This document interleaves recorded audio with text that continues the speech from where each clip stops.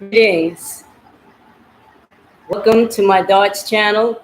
I'm Queen Mother Francesca Abbey, and this was like an impromptu live that I've been trying to go live for some time, but as some of you may know, I wasn't feeling well for some time, and I'm just starting now to get my strength back.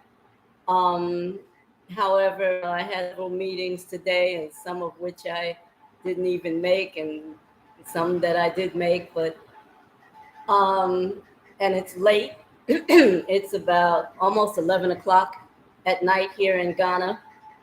But I wanted to stay up and do this live while I have energy. And I know I've been talking so much today, my throat is dry, so pardon me, guava.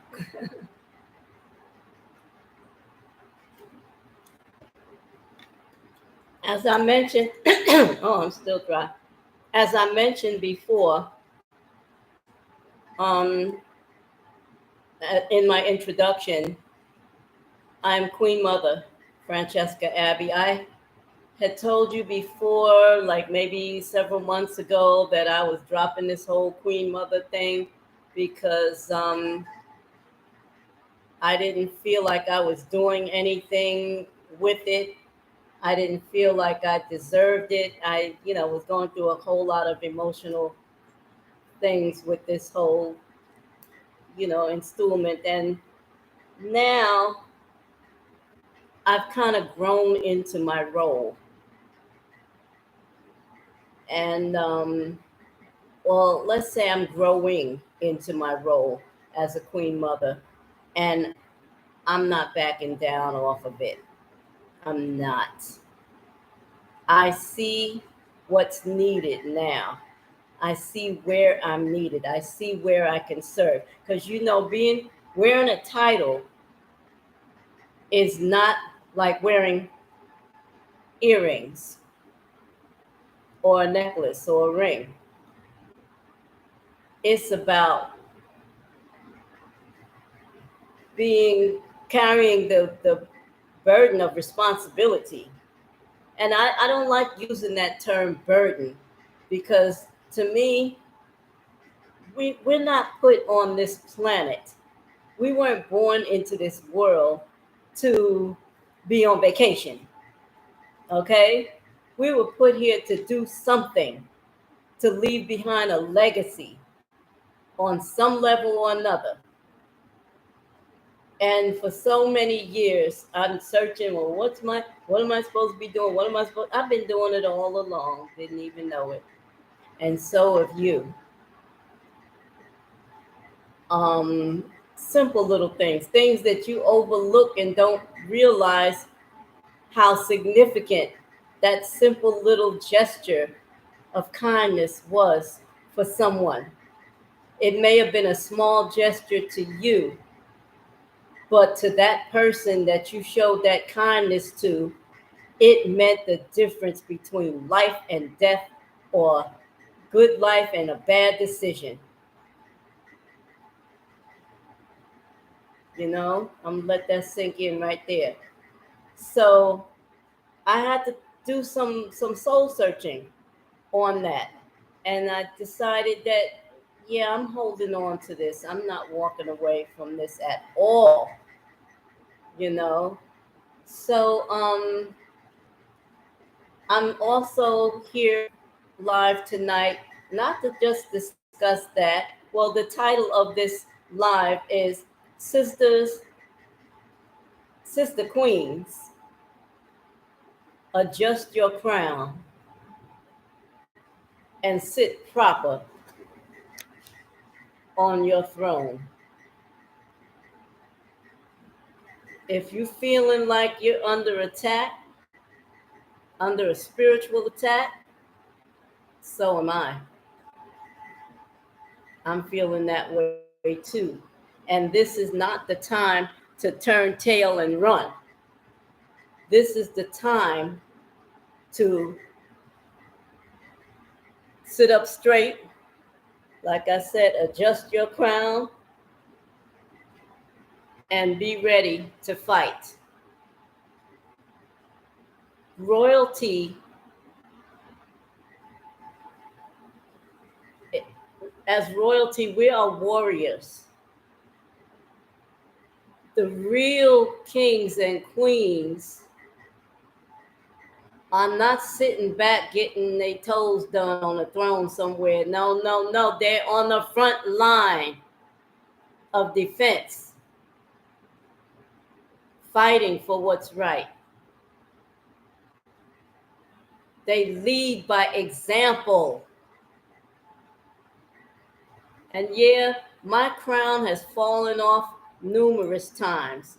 I've fallen, my crown fell off. I went to reach and grab the crown off the ground, and I fell off the throne. And I'm speaking figuratively. I'm not perfect. I'm a human being like all of us, or most of us. Let's just say most of us. But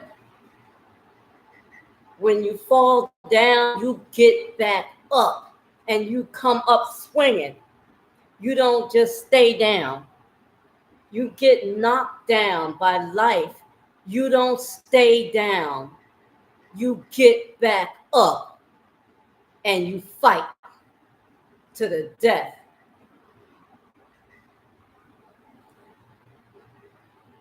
Sometimes, even when we're at our best, sometimes, especially when we're at our best. I mean, life will kick us when we're down, but life come harder. Well, not life, something else, some other element comes at us even harder when we're getting up there. When some certain type of forces see that, we doing well for ourselves, we on the top of our game, we're eating right, we're living right, we're working right, and doors are opening for us.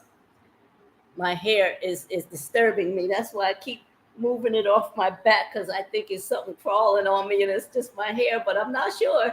So bear with me. I'm not trying to be like, oh, I'm just trying to keep it. And another thing, I keep sitting on it. When I lean back, I'm sitting on it and it's pulling it. So that's why I keep moving it from behind me. I don't even like people sneaking up behind me, let alone my hair.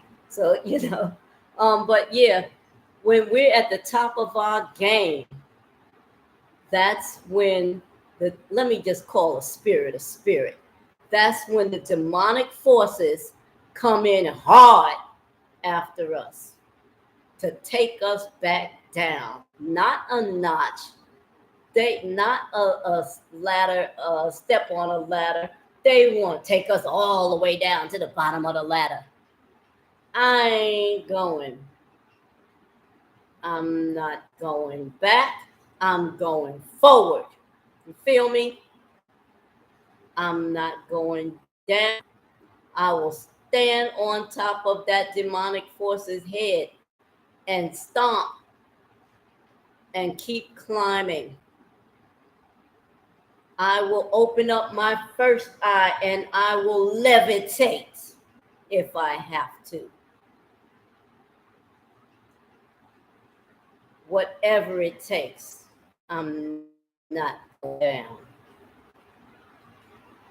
And neither are you, because I'm not going to let you. Okay? Whoever you are, my sister queens out there, wherever you are, my African diasporan sister queens, my African indigenous sister queens, I'm here. I'm here for you. I'm here for you. We need each other. I need you just as much as you need me. We need each other right now. I mentioned it before in a previous video. Can't remember which title video, but I was saying we need to band together. Because this is getting ready to get real ugly. What is the this that I'm talking about? I'm talking about these demonic attacks that have been preying upon us sisters for a long time that's been preying upon not just us sisters, but our brothers. Our brothers. And I'm digressing. I didn't come on here with any specific thing that I one specific thing that I want to talk about. I had a multitude of things I want to talk about, and I'm going to try to get as much of it in as possible before I fall over and fall asleep because I am tired. But I really felt the need to come and do this live. I didn't want to record a video and wait 2 days for it to upload and all of this stuff. No, I needed to do this now, right now, because there's somebody. Okay, there's nobody online now, on live now, because you didn't know I was coming live.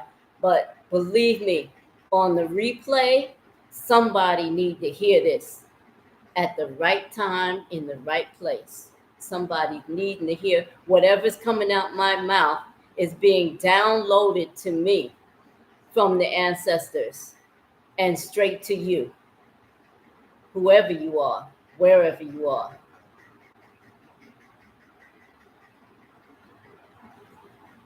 Our brothers, I'm here for you as well.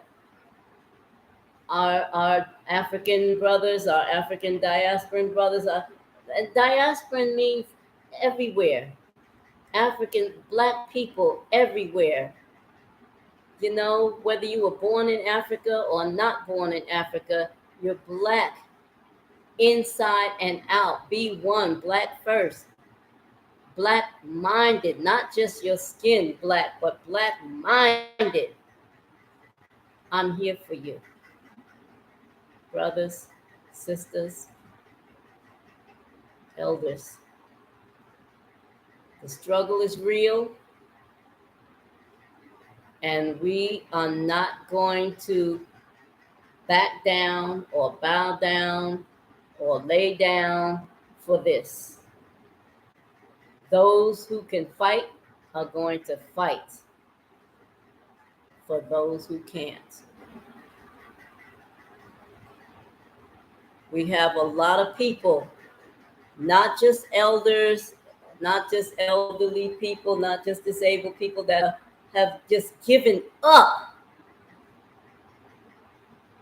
on everything. They stopped trying to fight. We have to fight for them. We have our young sisters and brothers coming up who don't know that the struggle is real, who are unaware. They just wide-eyed and hopeful and ready to take a bite out of the world. The world's gonna take a bite out of you first if you ain't prepared. And that's why you have your queen mothers here to help guide you. That's why back in the days we had rites of passage, and something I recall called the fatting house, preparing young women for life. Some people will say preparing them for marriage. I'm pretty sure they prepared them for more than just marriage. If not, then we're going to redefine what the fatting house is. Because I'm not talking against marriage. I'm just saying women need to be prepared to do whatever is necessary to do with or without a husband, with or without a mate. We need to be ready to fight. Why am I talking like this? It could have something to do with the Mino. Are you familiar with the Mino? As I mentioned in a couple of different videos, my great grandmother, Lila Mae, she was my mother's father's mother. She was 83 years old when I was born. She told me about her mother, who was brought on a slave ship to the U.S. as a small child from Dahomey, West Africa, which is now known as Benin. That little girl's mother, who I will call Mary, but that was her name. Now, I've seen my great grandmother's My great grandmother Lila Mae's birth certificate, and her mother's name was Mary. Her father's name was Joseph. Go figure. But no, I'm not making this up. I'll show it to you. I'll go dig it up and show it to you. But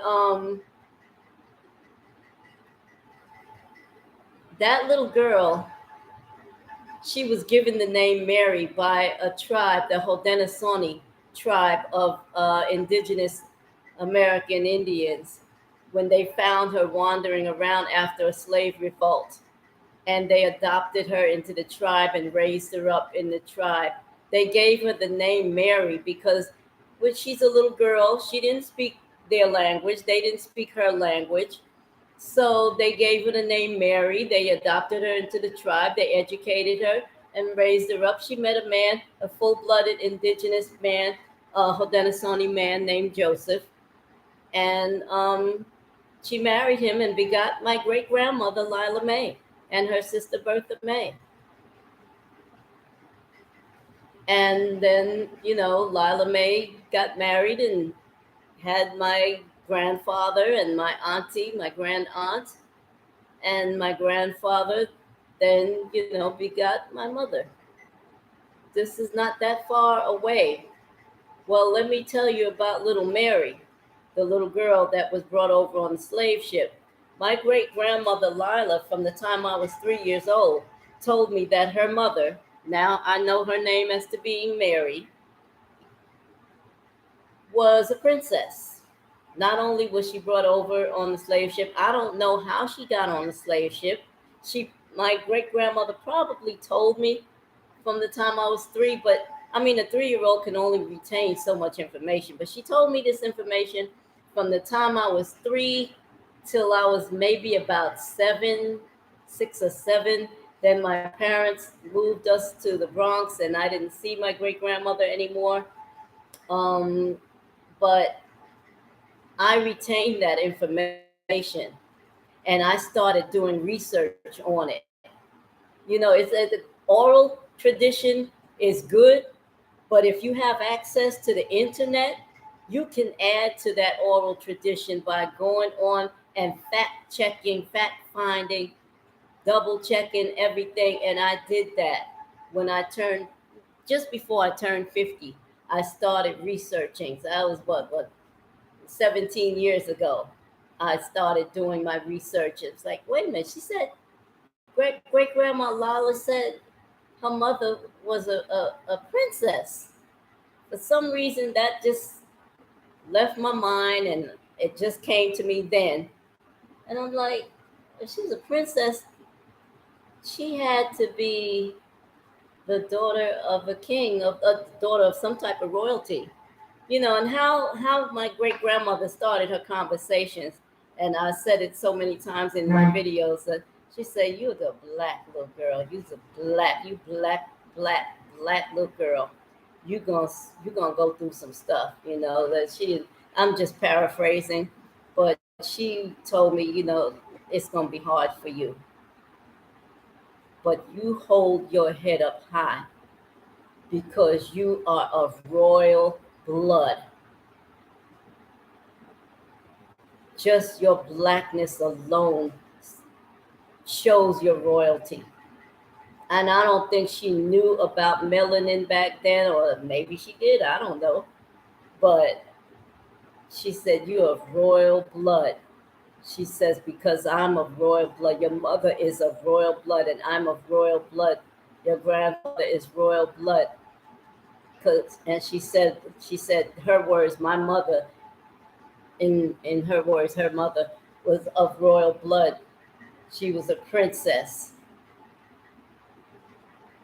So I had to go and study that, and it's like, okay, how old was this child when she was brought over on the slave ship? Who was king in Dahomey when this little girl was alive?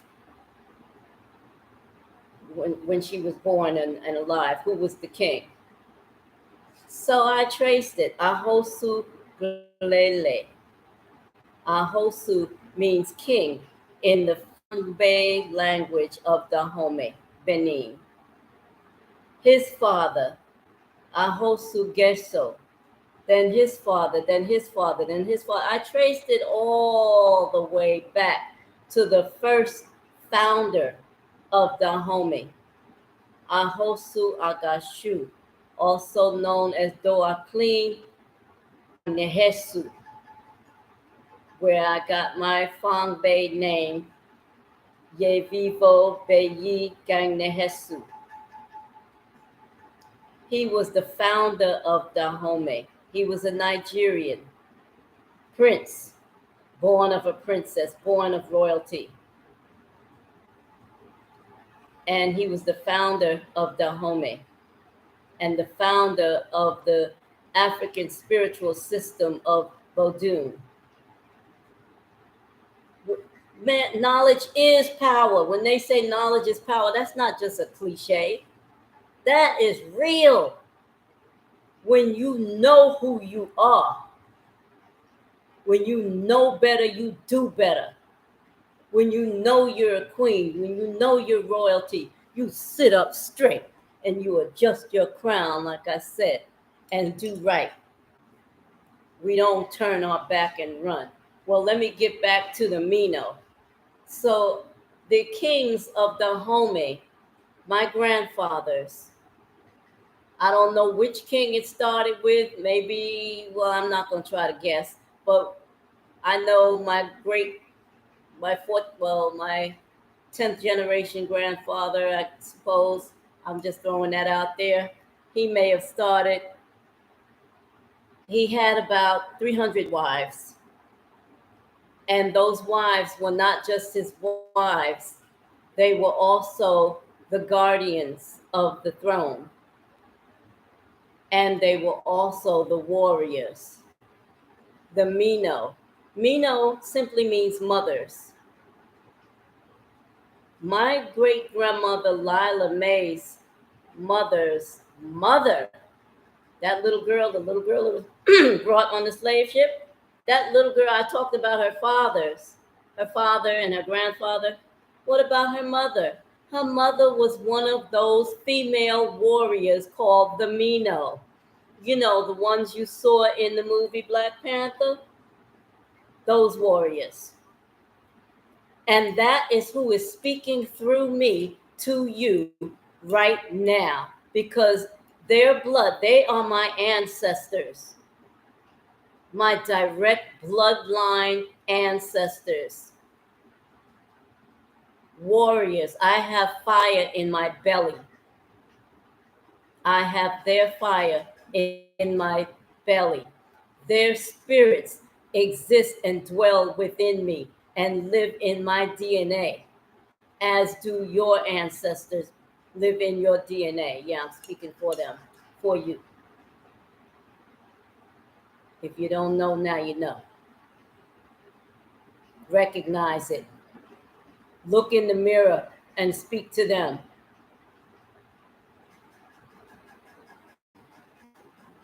So I'm saying, my sister queen warriors, now is not the time to lay down your sword.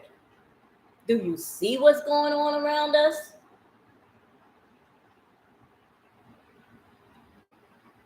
Now is the time to stand and be strong, come what may.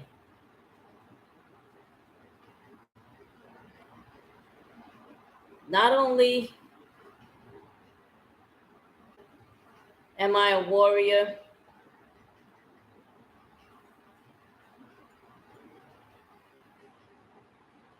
as an African warrior, warrior spirit, but I'm also a priest. And I tried running away from that too.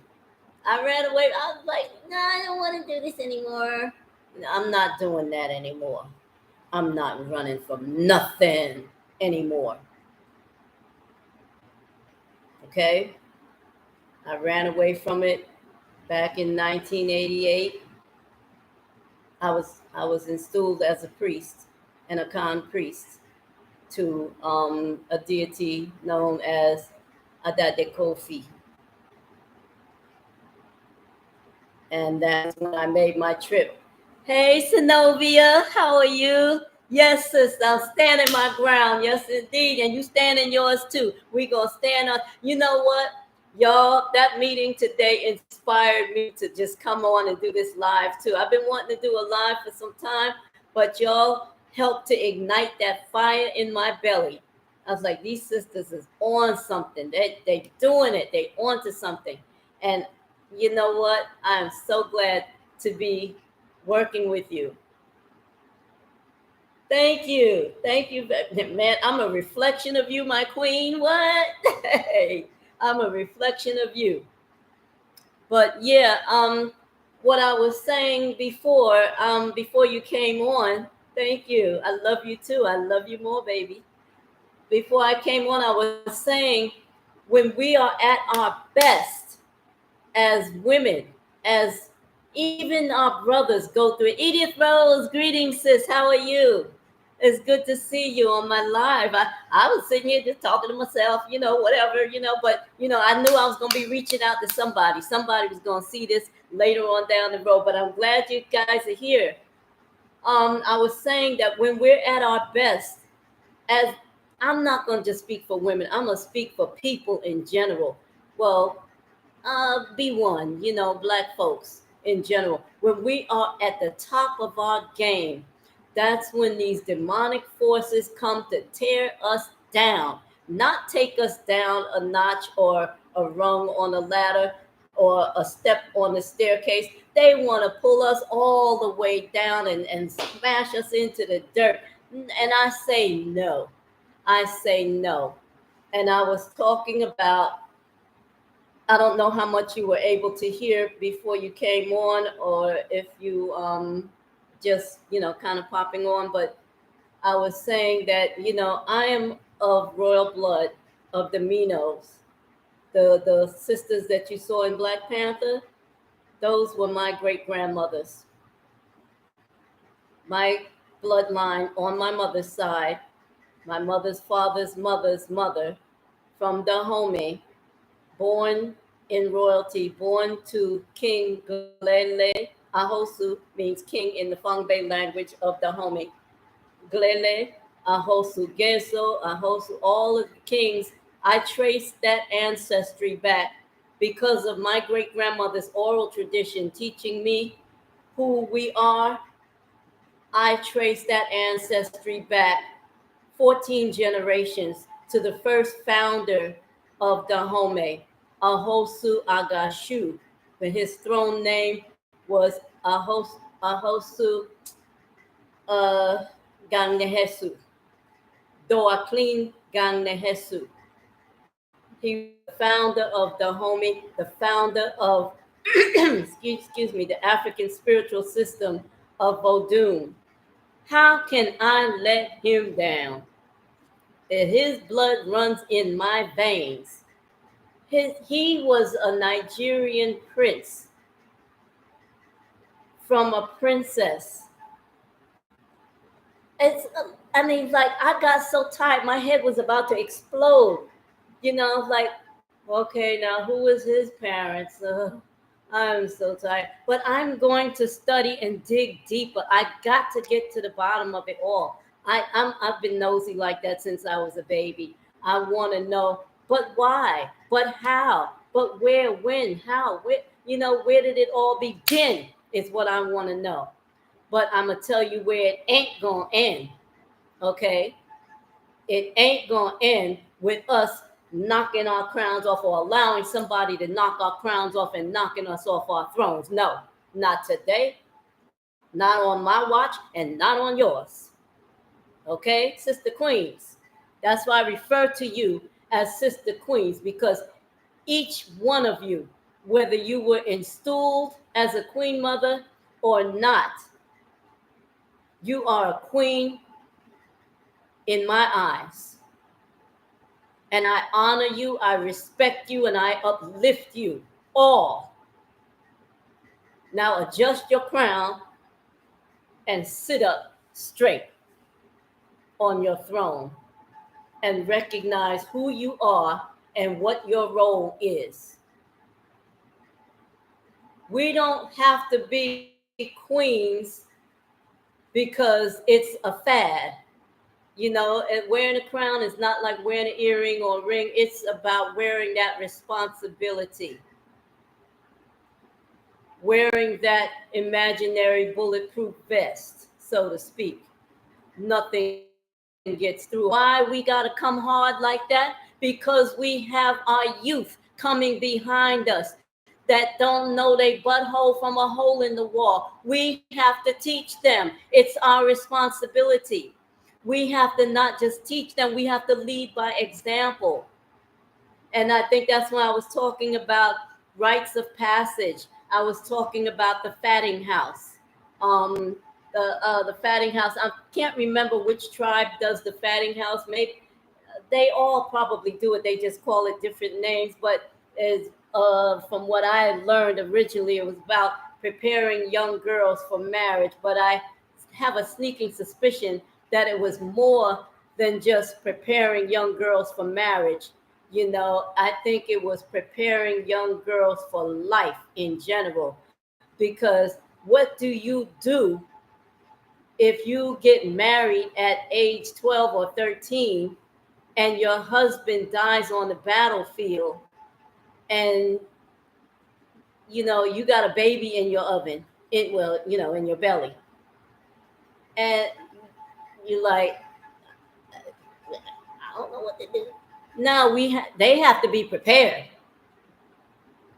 for life with or without a spouse. You feel me? At some point in Dahomey, and I read this somewhere. Somebody help me if you read it as well. Um, when I think it was the Portuguese were in Dahomey trying to do something, trying to be wannabe, trying to fight, and the men were the male soldiers were depleted, were almost depleted. The women took off, can't get it out, took up the fight. They cut off their left breast so they can shoot a bow and arrow straight. Bam! Without missing. Cut. Which one of us is ready to do that? Right? I ain't got much cut anyway, so it don't matter. Ain't nobody gonna miss it. But you know what? I'll do what I have to do. Because what? I got that fire in my belly, and so do you. And that their blood runs, the Mino blood runs through my veins.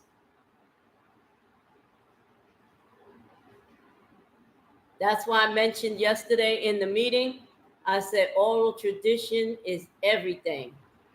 It's everything. If we have to, well, I mentioned it in a different meeting, we have to keep talking to our youth, even though sometimes our youth don't want to hear what us elders have to say. We have to make them listen, and they'll thank us later. You know, I might have stepped out of my role, and I was saying that I told one of my grandnephews when this was years and years ago. He was a little boy, probably about 9, 10, 11 years old. And I was telling our story about who we are, at least on my mother's side, everybody born from my mother and me, and my sister and my brother, which this little boy was one of those. And, he's sitting there like this here.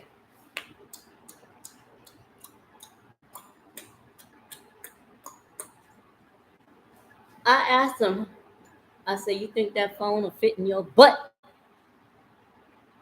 Somebody get me some rubber gloves. Let's find out. Either turn it off or it's going in your butt. You won't hear it ringing. We won't hear it ringing. You'll hear it ringing from inside, but you won't be able to answer it unless your sphincter muscles are that good. I ain't playing. I ain't playing. Everybody got one of these grandmas like you know, hey, gotta keep it real, gotta call spirit a spirit, gotta do what you gotta do. Get the rubber gloves. You ain't back yet, them rubber gloves, you gotta make them listen. Pop that gum one more time, I'll dot your I. Okay? I ain't playing with you. He listened. They all listened. But nobody trying to be digging no phone out they butt that day. Okay? And sometimes I wasn't like that as a child. When my great grandmother talked, I was just glad to have somebody to talk to. I mean, she was 83 years old when I was born. She was my best friend ever. She took me everywhere with her. She treated me like a princess, treated me like royalty. I'll never forget her, and I'll never stop talking about her to you, to my family, because that's how she did me. She didn't just tell me about her mother from the homie once. She just kept telling me, kept telling me, kept telling me, kept telling me, and it drilled it into my head till from the age of 3. I'm 67, and I still remember everything. Well, mostly what she told me. I might have forgotten some things, but I remember the important details. I remember. And we have to do the same with our children, whether they want to hear it or not, whether they got time to listen or not. We got technology now. So, we didn't have technology back in 1958 when I was 3 years old. You know, we have technology now. If your children don't want to listen to your voice, do a voice chat, text it to them, email it to them, and keep doing it until it sinks into their heads. That's oral tradition, even if we're just typing it. It's still oral tradition. It's being passed down. So, yes, we have to do that. And if you're feeling under attack, my sister queens, we have to step up our A game because the opposition, the demonic forces are stepping up their A game. We have to step up our A game. Those who know do.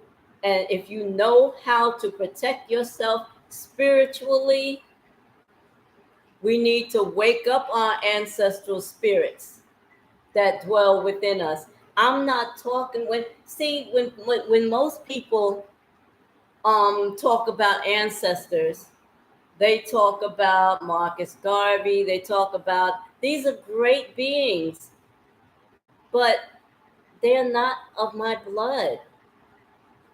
I'm a spiritualist, I'm a priest. When I'm calling on my ancestors, I'm calling my parents, my grandparents, their grandparents, my great grandparents, great grandparents, that your bloodline. Can I say it again? Your bloodline is your ancestors. The great and noble Marcus Garvey, he is someone's ancestor, but he is not my ancestor. In Yoruba, they would call him the Iku, the dead. He's dead, but he's not my ancestor. But I do call upon my ancestors, and when necessary, I will call on the Iku as well. It's time to wake them up. I said in one of my poems, it's time to wake up the Iku, wake up our ancestors, wake up the deities, and let them fight alongside of us against these demonic forces. We need an army of them. It's not just the living that's going to fight and win this battle. We need people that are not living because believe me, the opposition that is set out to destroy us, they calling on their ancestors. You don't think so? They calling on their Iku. They calling up Hitler and all them people, Mussolini and all them. They calling them. We got to call our warrior spirits, the ones that are our bloodline, and the Iku who are on somebody else's bloodline, but who were definitely fighters, were warriors and winners.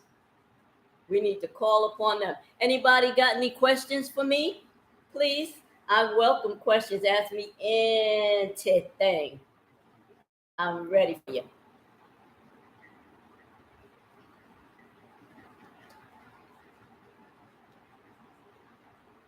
No questions? Is everyone still here? Look like y'all done dropped off or something. I don't know. If you're still here, give me a B1. Give me a thumbs up or something. Let me know you're still here. Uh Somebody, she laughing and crying, Zenobia. She laughing and crying.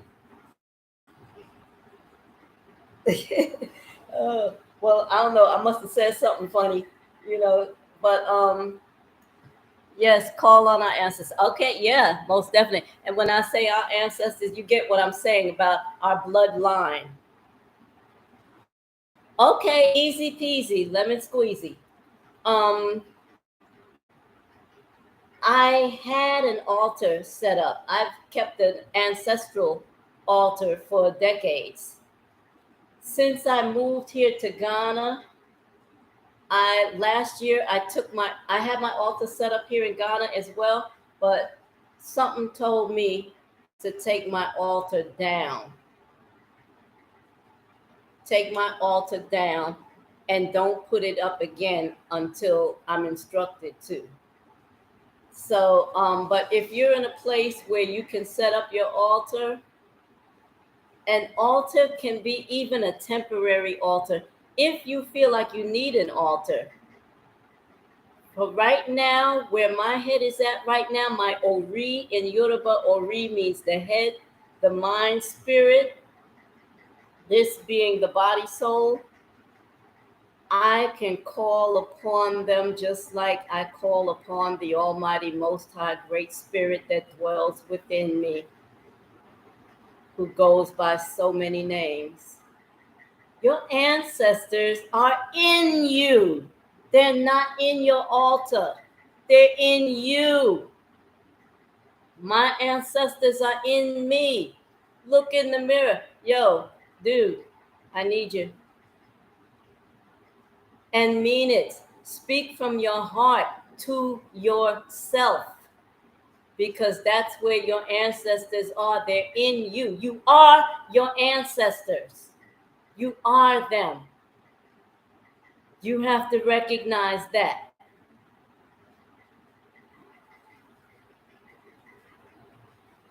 So I hope that answered your question. If anybody else got any more questions, but if you want to set up an altar, I can tell you how to do that right now too. And you know what? It don't even have to be elaborate. I was talking just a long time ago. She wanted to set up an altar, but she was in a place where she, let's just say, she might have been living amongst a bunch of people that were following the colonizers' idea of spiritual practice. Excuse me. And so she didn't want them to see her altar. So I said, you can set up a temporary altar. Napkin, water,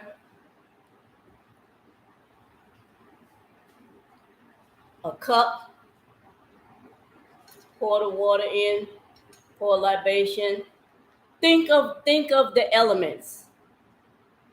Earth, of like, okay, some people have a plant or flowers or something. A plant is actually better, but people can have a plant here and flowers. I'm gonna tell you there's a reason for both. And like I said, a cloth, piece of cloth, paper napkin, paper cup, plastic cup, disposable, you know. Um, the plant, you can just put some dirt in the cup. Or get a paper cup, plastic cup, put some dirt from outside in the cup, pour the water, little drip drops as you say your prayers to your ancestors, as you calling upon them. And you say, well, here in Ghana, we say, Yah, in Nigeria, the Yoruba say Ashe, and here in Ghana we say Ya, and then at the end we say Yo. But yeah, but I mean, simple as that. So you have your plant to pour your libation in, and like I said, could be just a paper cup. Put a leaf in there. Put a little flower in there if you want to, or a leaf or whatever. But it's a plant. Your flowers is just, an offering. An offering. I mean, some people, you can have a paper plate, put a piece of fruit. You got an apple or a pear or something in the refrigerator, a grape. You got a grape, a raisin. You got something, some kind, a piece of chicken, something. Put it on paper plate. Offering. You know, you hear the other folks coming through that don't like the way you practice your spiritual system. You can pitch it all when you're done. Oh, did I mention the candle? Okay, I said the elements. So you got earth, fire, that'll be your candle. And your candle, it don't have to be that big long glass 9-day glass candle or 7-day glass candle. It can be the little short candle in the glass. Or if you ain't got that, then get another paper cup. Mm, yeah, I've seen people do that. Put some dirt in that paper cup. Stick one of those little stick candles, the little stick candles about that wide. Stick it down in there, light it, boom. Candle, earth, fire, water, and wind. Wind coming from you, your breath, the words coming out of your mouth, from your heart. Greetings, Honeycomb 368A. How are you? Welcome. Thank you for joining my live. You know, sometimes you get an inspiration, you just got to jump on. And I don't even do that many lives. This is like only my second or third live that I've done. And but the inspiration, the urge was strong tonight. It was strong. I mean, strong, strong. And I was like, I can't sleep unless I do this live. I got stuff to say. And the ancestors, my ancestors, are not going to allow me to rest until I jump on and do this live and say what I got to say. Because somebody out there, whether you're on this live or not, need to hear it. And I am not a scholar. I am not a spiritual leader. I'm just me. But when stuff is downloaded to me from on high, I have to share the wealth, so to speak. I have to share it with whomever needs to hear it. And somebody is grooving on this right now. And if they're not on right now, they're going to be listening to the replay. Excuse me. And saying, wow, I needed to hear that. I really needed to hear that. Let me drink some more of this agua.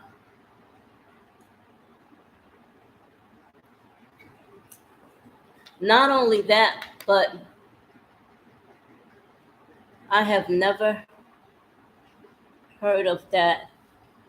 Oh, cord cutting? Oh, I think I know what she's talking about. Cord cutting.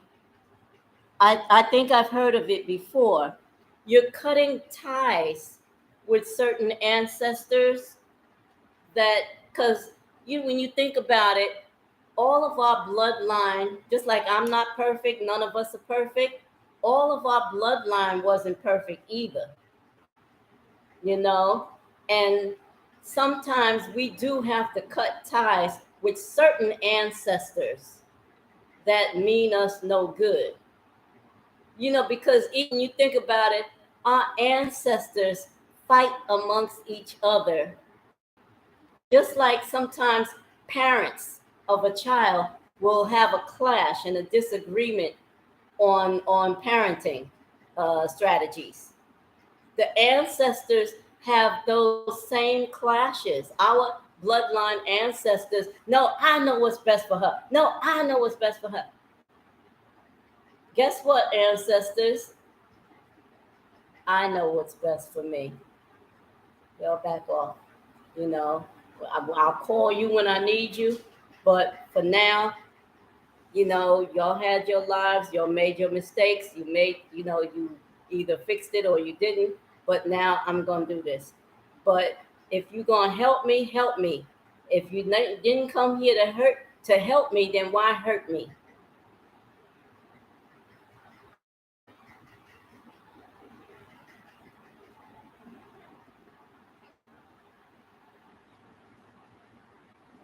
Yeah, I've only recently heard of it.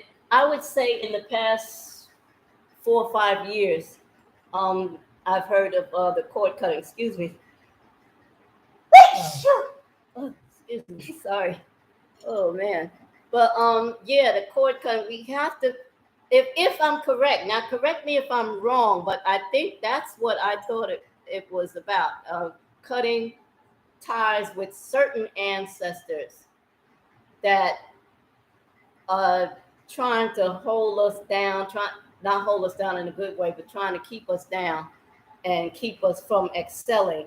And as I've heard on another channel, I don't know if any of you are familiar with Dr. Mumbi Saraki. I watch her. I mean, she come hard. Sister come hard. She ain't holding nothing back. She come hard. A lot of people tell me, well, I can't watch her, because it's too hard. But hey, we're not in no soft times right now.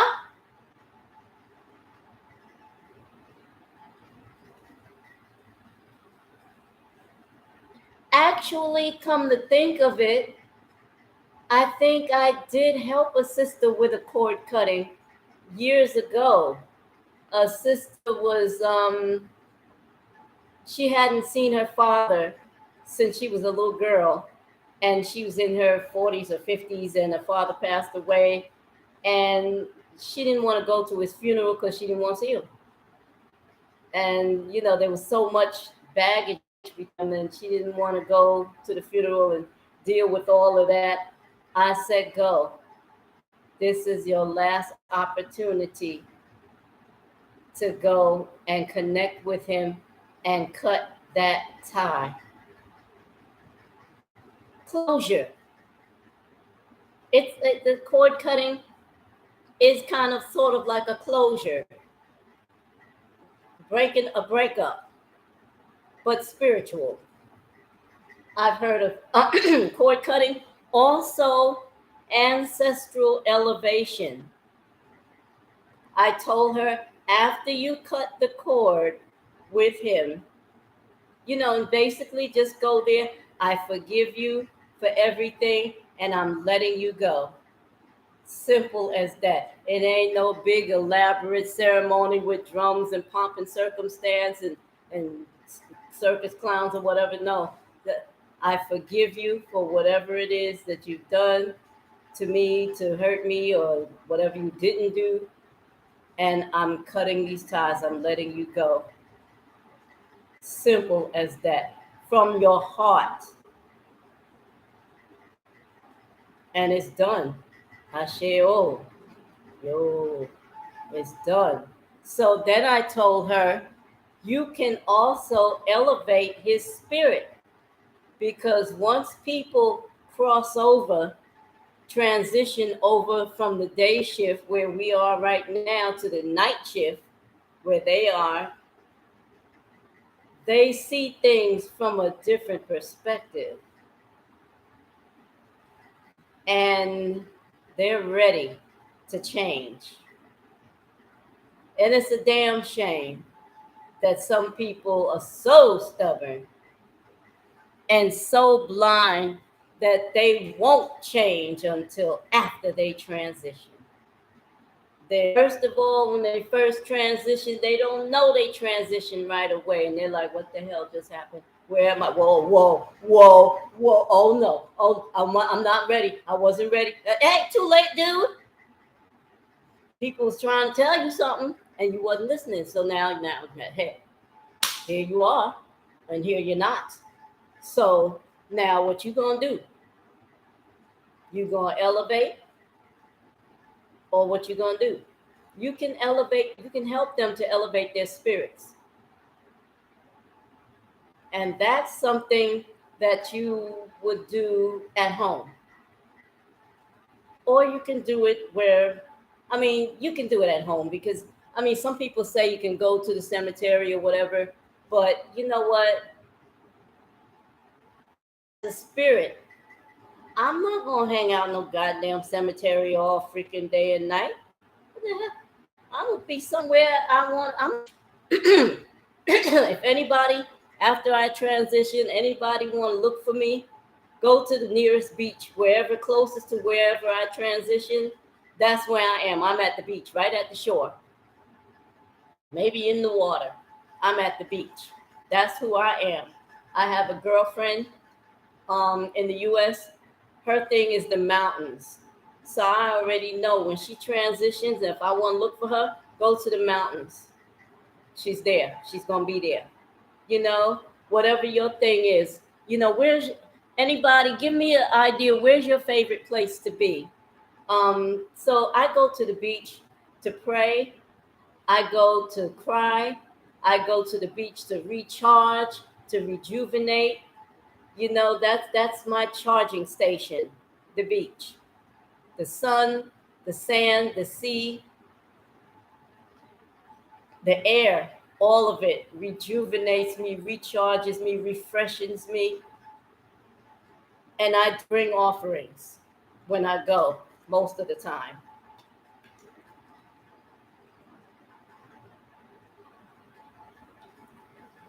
If you're a mountain person, if you get your energy from the mountain or the forest or the woods, then that's where we need to recharge. And so many people talk about put your feet in the soil, put your feet in the soil and draw from the soil. Um, Zenobia, I love the beach. Yes, I love it. That's my charging station. Put your feet in the sand, which sand, you know, it's my version of the soil. I go there, I put my feet in the sand, I put my feet in the water, you know, and I sit my butt down in the water. That's kind of like a womb healing. I'm gonna talk to my sister that has a womb school about womb healing and sitting your underpinnings in the ocean. You know, there's something about that too, especially if you're a water person, a beach person. You know, sitting your butt down in a tropical area that's more inland. Okay. Who's that? Honeycomb 368. Okay. Tropical area that's more inland. I feel you. You know, everybody has their charging station. It's not all going to be the same for everybody. It's, you know, so yeah. Um, I go there and I just sit. I sit and I pray to myself out, well, not out loud, but silently, because you know, be some Nzungus walking about. They're like, "What's she doing? What's she? Mind your business, Karen." You know, it's like how they say here in Ghana. They say, "What? What's her name? Dr. Susan Tete. She taught me this one a couple of days ago. She says, "Sip your water and mind your Ghanaian business, mind your African business, or whatever." You know, I know somebody got that off of TikTok somewhere, but you know, it's real. Sip your water like you sip your tea and mind your business. But I go there and I do my little prayers. I just sit like with kind of like at the shore, like with my feet in the water and my butt in the sand, or my butt just where the water ebbs and flows, and you know, and I catch all of that. And I sit there and I pray until I cry. And I cry until my eyes bleed. Not necessarily really blood bleed, but you know, when that You cry so hard, you pray so hard, and you cry so hard that your eyes start burning. They burning, and not from the tears, but they burning from way back. They burning. I cry until I start trembling. I pray until I tremble. And that's a cleansing for me. I don't know about anybody else. Some people, maybe their place is being in the rain, somewhere in the rain, and they get their cleansing from that. Wherever you get it from, she said, drink your water and mind your African business. Mm-hmm. Okay, Honeycomb 368 says, I'm a water sign and need a bit of grounding. Yes, yes. I'm an air sign, so I guess I also need a bit of grounding too. I love being by a good fire. Yes, yes. In fact, I like that as well. Um, I like fire pits, I like fireplaces, but I've never actually lived in a home before. I've always lived in apartments until now. Now I live in a cottage, but I still don't have a fire pit or well, you ain't gonna have no fireplace in Ghana. What you need that for? You know. But a fire pit, um, I love used to love the grill and I'm gonna love it again. I've learned how to grill vegetables, make it taste so good and slap your mama. Woo, good, and I'm gonna get back to it again once I get to a space where it's safe to do so. Let's just put it right there. I'm definitely gonna be back to that. And yes, I had an opportunity to sit at a fire pit with some family members at their home and it's so peaceful. Oh, honeycomb is so peaceful. Honeycomb 368. My moon sign is a fire sign. Okay. Okay, so your moon sign might be like an Aries or something. Good fire is nice and over you. Yes, indeed, it certainly is. It warms my heart. It'll warm my hiney by mistake if I do the wrong thing. To sit too close to the fire pits, look to that fire, or pat, and hit you in your kneecap. And, it teach you, yeah, you can love me, but you're gonna respect me. Back up off me, But I do love the fire pits, and I will get one when I get more settled. You know, in a place where I can do that. Yeah. But for now, for me, my fire pit has been what? The sun at the beach. That is the fire pit. That is like the ultimate fire pit. I defy anyone to come up with a bigger fire pit than the sun. Come on with it. Come at me. uh, the sun is a fire pit. The ocean is a hot tub on the right kind of day. You know, the sand. Oh man, the sand, man, is like cleansing. It can clean you too. Some tribes. I don't know if they're Dravidians from India or who they are. I'm trying to go off of my memory, but they what I'm throwing names out there. It might not even be the Dravidians from India. It might be another tribe, but they don't have access to a lot of water. They bathe themselves with sand. They cleanse themselves with sand, and you could equate that to, well, maybe not equate it to a sugar scrub or a salt scrub, because even with a salt or sugar scrub, you're using water with it. But they don't have water, so they just use sand.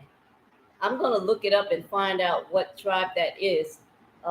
Again, when I'm not doing my YouTube videos or doing my lives or painting or drumming or something, I'm nosy. Nosy. I'm looking up stuff on the internet. They should have never taught me how to use the internet. Cause I'm like, ooh, I want to know this. A question that just pop in my head at 2, 3 o'clock in the morning, and I'm up. I need to know. I need to know now. So yeah, we need to recharge ourselves wherever we get our recharge from. Fortify ourselves. Call upon our ancestral army. And when I say our ancestral army, I'm talking about our bloodline army. And if you know some Iku who you were cool with when they were on the day shift and now they're on the night shift, you know what I mean when I say the night shift, they were alive, you were friends, you were tight, or they were our leaders in the struggle and you knew of them. They are the Iku now. The Iku, the word Iku in Yoruba means dead, the dead. And if you cool with them, call upon them to come and struggle and fight with us. If you, oh yeah, my poem on this youth on the YouTube on my YouTube channel is called Spiritual Pots. I don't know how many of you have seen that poem, but look it up. It's one of my YouTube videos, Spiritual Pots, because I do a lot of poetry. When I first started YouTube, I was extremely shy. I mean, I'm a shy person, believe it or not, and nobody ever believes that shit, but I'm a shy person. And so I just would just do my poetry. I would just do my poetry. And it helped me to open up more and more and more. So if you check out my poem, Spiritual Pots, you're probably not going to recognize me because I was about 200 pounds, a little over 200 pounds when I did those poems. So I was kind of chunky there. So yeah, but check out that. There's something I wanted to share with you, if you don't mind. Uh, I don't just write poetry. I also write short stories. And I wrote this short story uh, a while back. Let's say about, what is this? Free up memory. A while back, about 3, 4 years ago, I wrote this.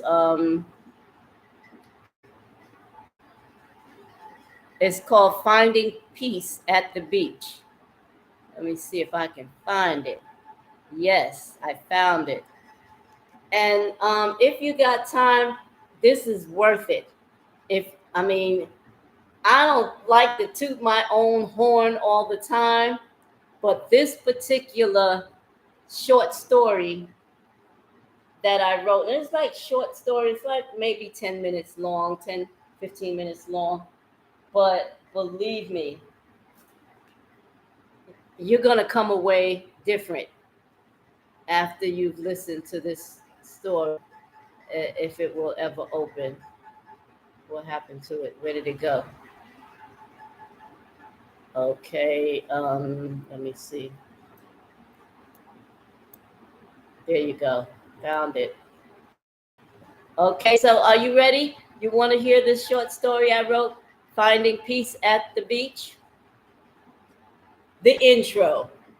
For her first 57 years of the 65 years she'd been alive, Queen Yeboah had struggled to survive through a tsunami of epic misfortune and continuous uncertainty. The past 8 years of her life had been the only peace and stability she'd ever known and ever experienced for any continuous length of time. A deluge of divorces, deaths, displace, displacements, and destitution left her distraught, devastated, and depressed. Her only solstice, so she thought, was the beach.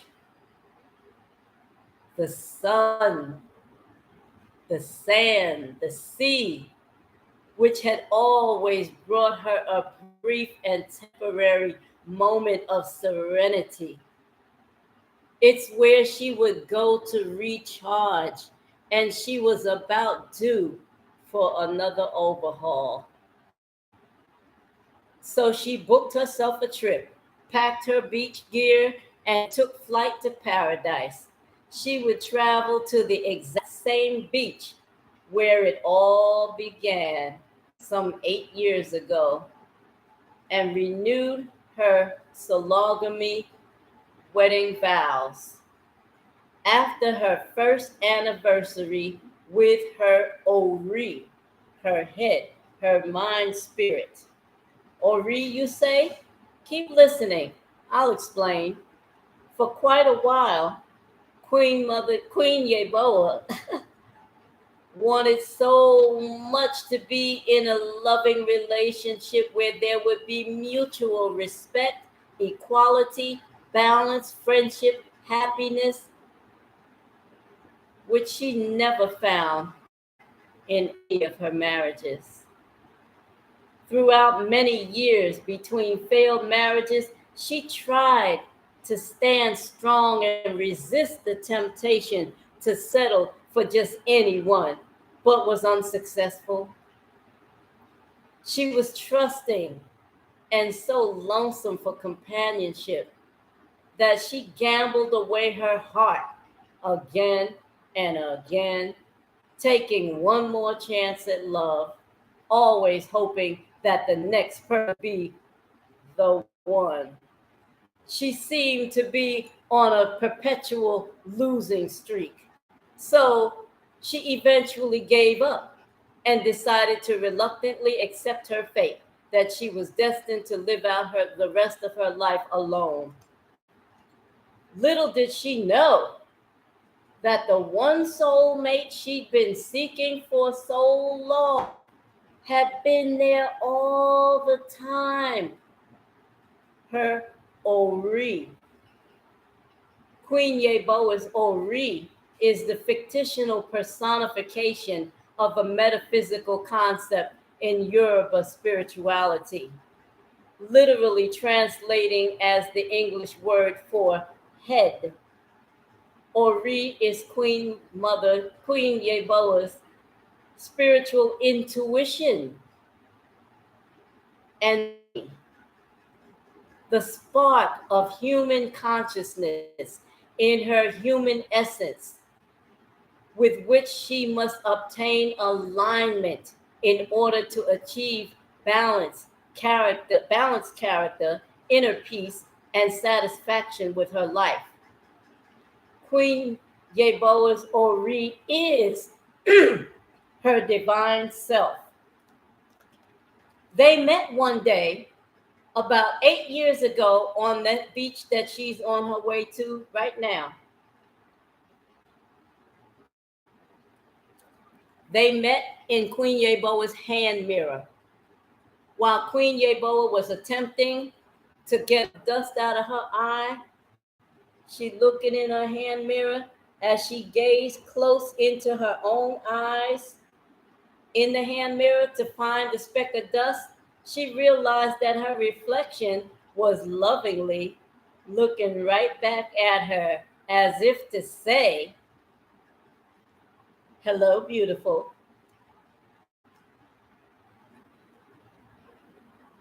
I am your Ori, your mind spirit, and you are my body soul. You and I are a divine soul together having a physical experience in the here and now in a body called Queen Yeboah. Don't be afraid. Don't look away. Look at we. The truth is right here in your own eyes in this mirror and nowhere else. So don't look away. Girl, I've known you your whole life with your divine self. I was there when we were born. I eased your pain through your abusive childhood. I comforted you through the loss of your children. I dried your tears through all of your divorces. I sheltered you when you were homeless, when you were cold. I wrapped your shivered body, soul with the warmth of my mind, spirit like a blanket. When you were hungry, I fed you the food of knowledge and ingenuity so you could find strength, courage, and tenacity to push on. Let me ask you this, baby girl. When are you going to stop searching out there in the worldly world for what is already within you? I've been here all the time, waiting for you to acknowledge my presence and existence. Grab hold and align with me, my love, so together we can work to attain the most graceful character, harmony, and fulfillment and evolve to our nine ether self. Her reflection in the mirror went on to say, "Look at how beautiful you are. Look at your perfectly melanated black chocolate skin that absorbs the laser radiation of the sun to enhance your glow and your first eye." Speaking of your eyes, look deeper into them in this mirror. That's where your Akashic record lies. Look at your perfect bow shaped lips that speak truth as straight as an arrow. Look at your perfect drum shaped hips that keep the heartbeat of the universe like a metronome as you strut your stuff. Your body soul is a treasured work of art, a masterpiece made to be loved, respected, and cherished.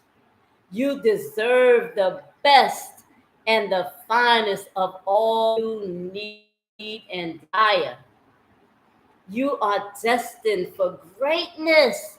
You have the power to transform your life into whatever you want it to be by working symbiotically with me, your mind, spirit, your Ori.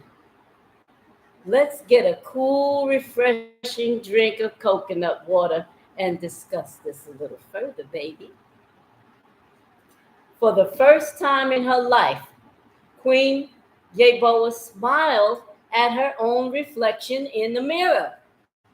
From then on, they became the best of friends, fell in love, and married 7 years later in a sologamy ceremony on the very same beach where they met. Having been married for the past year, Queen Yeboah's life has been on an even faster track towards healing her heart, comforting her soul, and restoring her dignity. Queen Yeboah finally married someone who is her equal in every way, someone she will spend the rest of her life with, a truly divine being who had unknowingly been her best friend since they were born. In her own words, Queen Yeboah describes their relationship.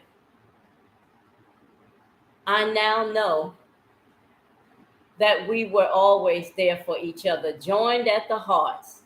We came from the same mother, can't bear to be apart. In tough times, we feel each other's pain. In good times, we share each other's gain. We're each other's soulmate. We're partners in life. We're each other's husband. We're each other's wife. We love, honor, respect, and protect each other. We invest each day improving the character of one harmony. with abundance, peace, mutual respect, and uninterrupted tranquility. In the past, before they formally met, Queen Yeboah and her Ori had struggled in their estranged relationship. They didn't know each other. Well, she didn't know her Ori. Time and time again, Queen Yeboah went against the better judgment decisions of her higher self, her Ori, and made bad choices. Yeah, I mean bad choices. But now the struggle is over. They vibe on a higher frequency. First frequency. They harmonize like a finely tuned duet singing a cappella. After all, they were born together. They chose each other over all others to be together in this one particular lifetime out of trillions of lifetimes. They've always lived together in one body. They've walked every mile together in each other's shoes over the hills, rocks, and over the snowbanks of life in the frigid cold winds, just as they also walk together under the warm, rejuvenating sun by the sea in the sand with only one set of footprints. Queen Yeboah unknowingly carried her Ori when it was necessary. Her Ori willingly carried her when it was necessary. They'll die together. Excuse me. Normally, when the heart stops beating, the brain, the mind, the Ori, the mind spirit, continues living for up to 7 minutes. Up to 7 minutes. Is it because the Ori is the only one with the keys to lock and unlock the doorway to life? Let me think about that. But Queen Yeboah, the body, soul, and her Ori, her mind, spirit, they not gonna be walking out the door 7 minutes apart.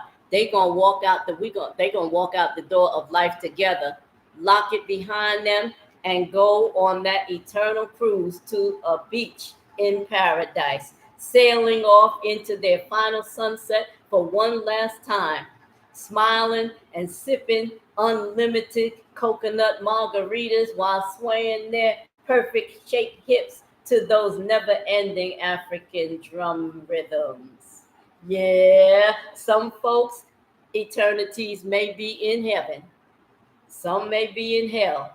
But Queen Yeboah, the body soul, and her Ori, the mind spirit, will go on a cruise to the beach, any beach, every beach, their beach. For in their marriage, love in paradise will last for an eternity. Although they work together to build the lifestyle they desire, Queen Yeboah's evolution was not totally complete yet. There was still something else needed in her life, a character flaw that was missing, a piece of her character that was missing, a mysterious missing element she needed in order for her to achieve her fullest potential of divineness. And there were other unseen forces waiting to ensure she earned it. Who was that? Her Egunguns.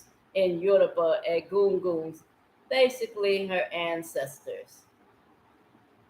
So it's Thursday, around 3 o'clock p.m. in the afternoon. It's a beautiful, warm, yet breezy late summer day. After a pleasant but lengthy plane ride on her way to paradise, Queen Yeboah had finally arrived at her destination where she hoped to achieve inner peace and clarity to increase her creativity and assure certainty that she's on the right spiritual path. Queen Yeboah dropped off her luggage and took a refreshing shower, changed into her beach gear, stepped out onto her beachfront patio and gazed upon the beauty of the sun, the sky, the sand, and the sea. Oh, beautiful. Divvy Little Bay Beach, that stretch of land in St. Martin along the shore of the Atlantic Ocean is so beautiful that time of year. Oh, the sun, that star in the sky at the center of the solar system that produces natural warmth on the sky, the open air that feels so cool and breezy, smells so fresh and clean. Oh, the sand, those finely ground powdery granules of minerals that cushion our feet as we walk. Oh, the sea, that vast body of healing, salty water that feels like a warm, soothing bath at a spa, even.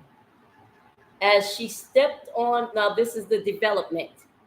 As she stepped onto the beach, the coolness of the breeze in the air worked symbiotically with the warmth of the sun on Queen Yeboah's black chocolate skin and through her shoulder length silver locks, immediately giving her a sense of calmness and comfort. Ooh. As she walked barefoot towards the shore, Queen Yeboah felt the warmth from the sun lightly toasting her. The sand under the soles of her feet felt like warm powdered sugar. As Queen Yeboah reached the edge of the shore, she felt the coolness of the water tickling the tips of her toes. She sat in a lotus position in the sand at the shore, accompanied by her mate, her Ori, her divine self, that reflective spark of her consciousness, as they allowed the ebb and the flow of the ocean tide to bathe and caress them. They did their deep breathing ritual until they reached the deep meditative state. The yin and the yang of the cool air and the warm sun, the ebb and the flow of the sea to and from the sand, and the inhalation and exhalation of Queen Yeboah and her Ori all worked together in harmony, which created a symphony of peace, tranquility, and balance. Suddenly, now this is the conflict. Suddenly, Queen Yeboah and her Ori felt an approaching presence. It was their Egunguns, their ancestors, the collective spirit of all their ancient and recent ancestral bloodline who were conflicted between whether to give Queen Yeboah the peace that she sought or to once again hold her feet to the fire to further forge her into a being with a better balance of character. As the collective spirit of all of her ancient and recent ancestral bloodline, Queen Yeboah's Egunguns play the role of mediators between the creator, the deities, and the living. The role of her ancestors is to unconditionally protect and impartially correct and faithfully assure the well-being of their living family members.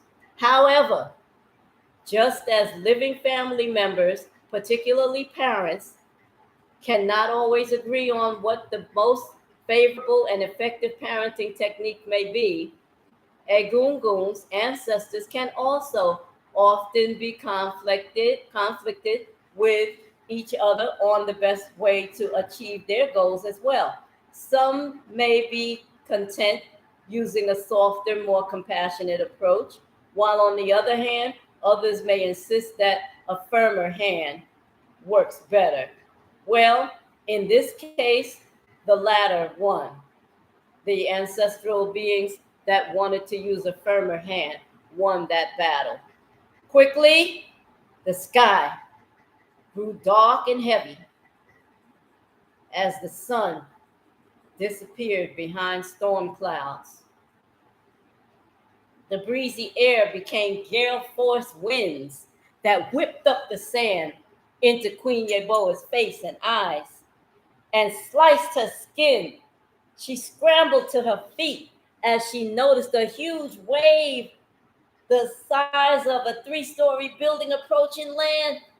As she turned to run towards shelter, she was swept away in the turmoil that the conflicted Egungun's ancestors created. She struggled to run, but her legs felt heavy in the sand and couldn't carry her fast enough. As she felt the tide current carrying her further and further out to sea, she struggled to swim, but her arms were weak against the forceful waters and could not cut through it hard enough. Oh, as she felt the tide current carrying her further and further out to sea, she struggled to swim, but her arms were weak against the forceful waters as she tasted the saltiness of the ocean filling her mouth, nose, and her lungs. She struggled to breathe, but couldn't hold out long enough as she felt the life force of her spirit slowly slipping away from her body. She struggled to live, but her faith and her will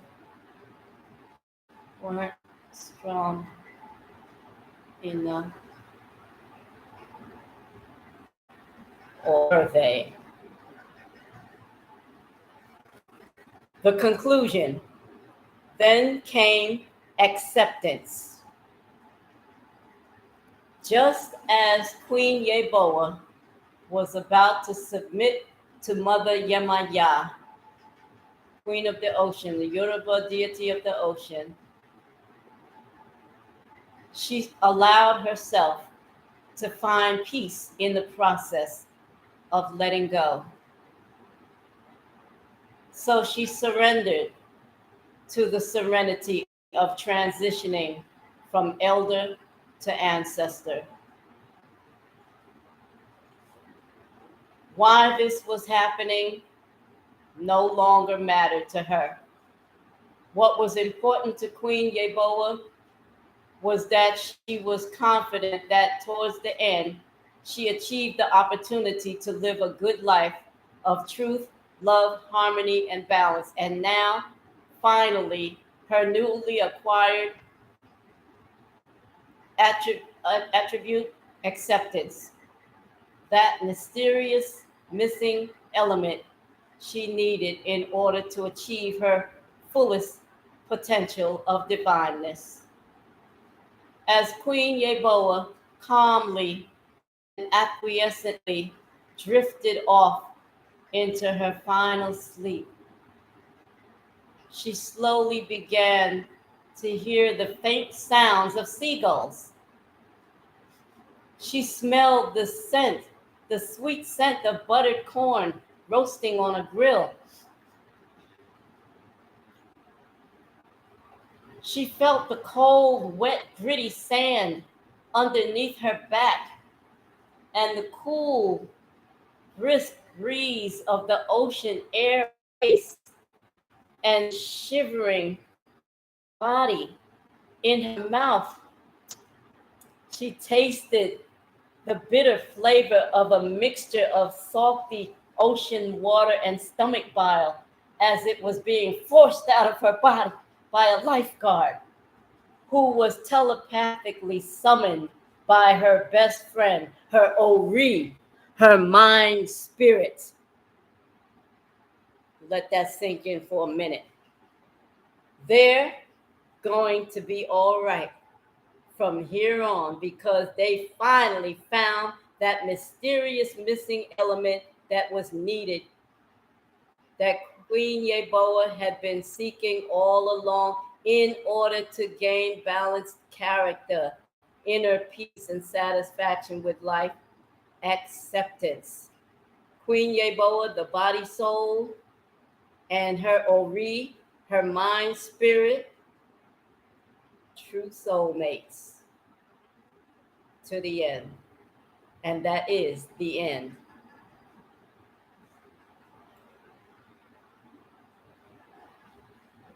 I don't know who's with me, who's still with me. Anybody still there with me? The sun belongs to us, yes, and we belong to the sun, Synovia. Yes, I agree. Yes, Ashe, Ashe, oh, honeycomb 368A. Yes, most definitely. Synovia said, "You do not need a fire pit in Ghana." Woo!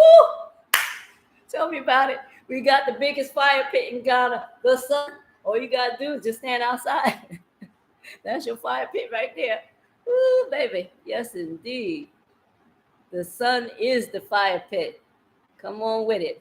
Honeycomb 368A. Yes, indeed. Let me see if what I.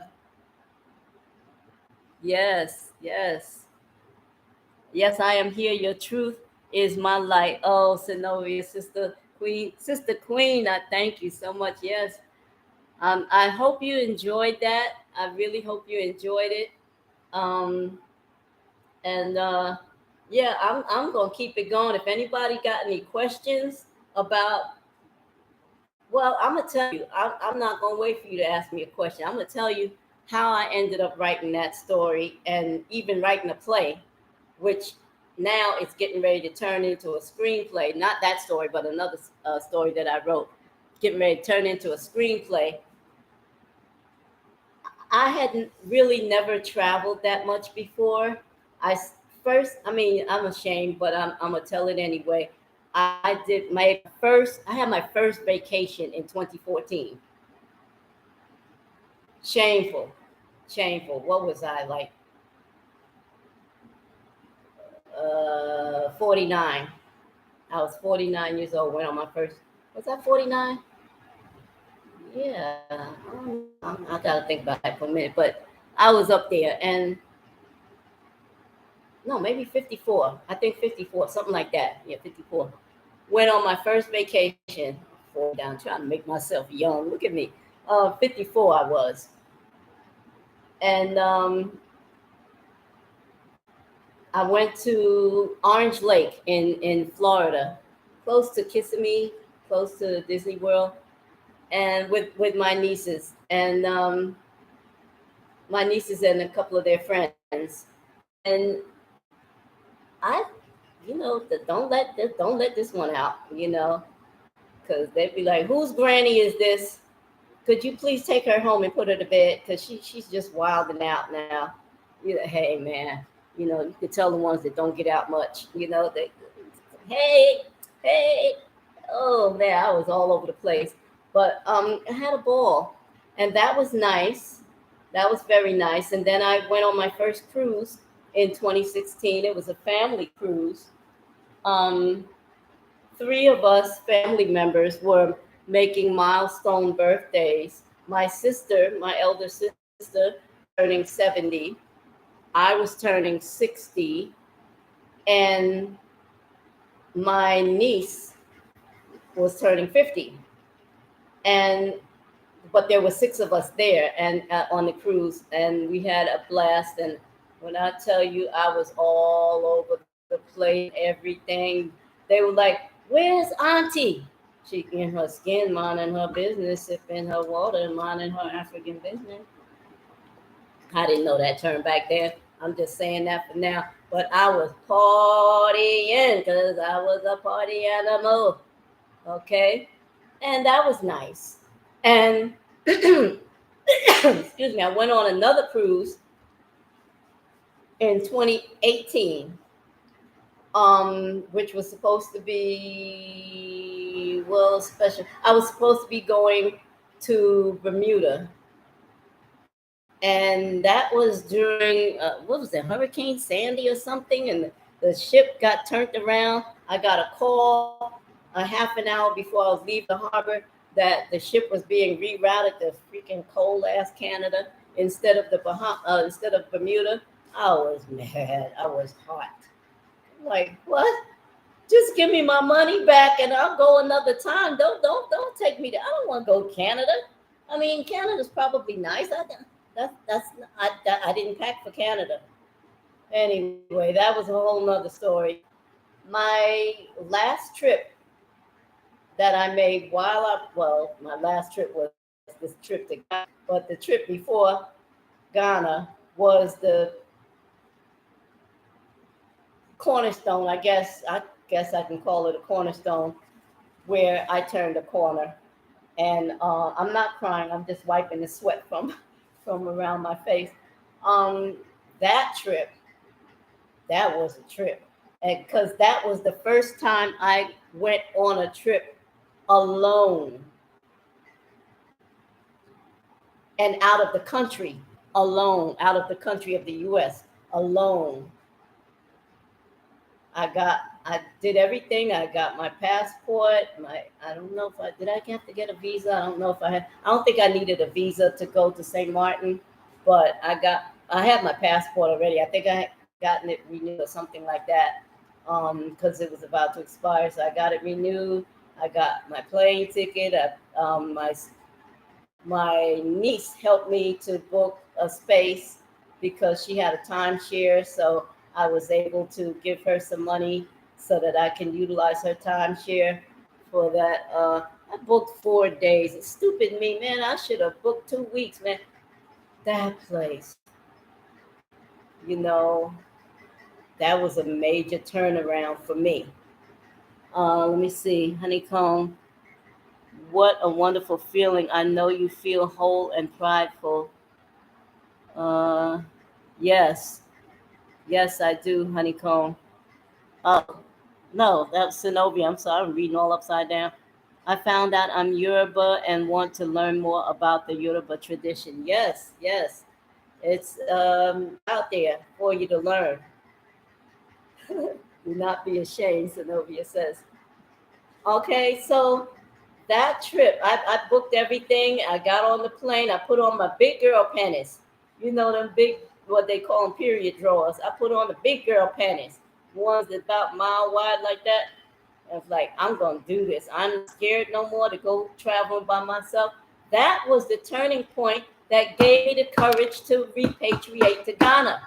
Because I said, if I can go to Divi Little Bay in St. Martin, I did everything. I saved my money. Well, they had these airline tickets where you can pay as you go. Well, not pay as you go, but like kind of put it on layaway. You can put your airline ticket on layaway and pay monthly until it's paid off, and boom, you gone. I did that. And I was like, I did that. I did that. And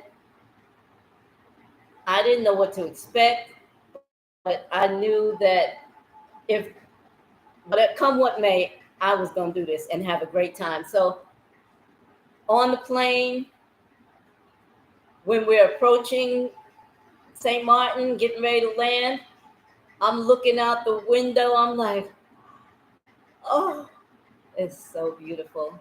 I've never been anywhere before, so anywhere far outside of the country, and I never even dreamed that the water was turquoise, just like it looked in the postcards or in the magazines. I never even dreamed that it was going to be that beautiful. Well, let me just say that I had been out of the country when I went on the cruises. But when you go on cruises, it's not the same because when you're on the boat, you're on the ship for God knows how many days. Each cruise that I went on was a 7-day cruise. And you're on there for at least 2, 3 days before you dock anywhere. And then when you finally dock, it takes like all morning and half a lung to get off the ship. And then you got like 2, 3 hours before you got to get on that long line to get back on the ship. You can't really see much. You try to go to the beach, you try to go shopping, you try to go get something to eat, and it's like, oh crap, I got to get on that line. You don't miss your ship unless you just got money like that. You walk around like a bag of money. Then you miss your ship and order a flight somewhere. Whatever. I ain't got money like that, so I ain't trying to miss nothing. I ain't missing no flights. I ain't missing no ships. Yes, airline ticket on layaway. Um, ASAP, was it ASAP tickets? I think it's ASAP tickets. Look up. Honeycomb 368. Look up ASAP tickets. Man, that they should never teach me stuff like this because I'm gonna tell you, at 8 months old, I was crawling, climbing, doing talking, walking, potty train, feeding myself. I was on my mission. I was on my game. And I think I'm still that baby. I'm still that child, still nosy, still inquisitive, and still adventurous. Well, a little bit adventurous, not that much. There's some things I'm just not gonna do. But yeah, I that. So I get there, and the hospitality, I must say, was very nice. I ain't got no complaints. My quarters, it was like a studio suite. Well, I can't even call it a suite because it was just a studio, like a little studio apartment. Because you got your bathroom, you got your kitchen, your living room, your dining area, and your sleeping area, all in the same box. It was just all right there. Well, your bathroom was separate, of course, thank God. But you had your front entrance through the lobby of the building, but then your back entrance, my back entrance exit, whatever you want to call it, was the sliding bay window doors, sliding glass doors that looked right out onto the beach. Well, first is my patio. I had a patio, and then you step down off the patio, and one step, redfish, what was it?